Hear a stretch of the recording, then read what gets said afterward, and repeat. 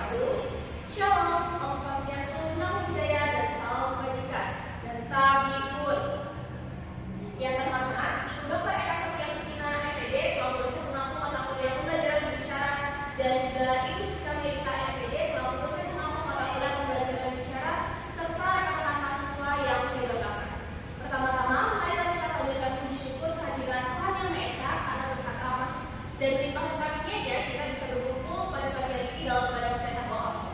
Tak lupa, salawat serta salam selalu kita sambil agungkan kepada junjungan kita Nabi besar Muhammad Sallallahu Alaihi Wasallam yang kita nanti-nantikan syafaatnya di yaumil qiyamah kelak. Amin amin ya rabbal alamin. Perkenalkan, saya Rene Yulia dengan NPM 25130411073 merupakan mahasiswa pendidikan bahasa dan sastra Indonesia Universitas Lampung dari kelas 1B. Di sini saya akan menjelaskan materi mengenai strategi berbicara efektif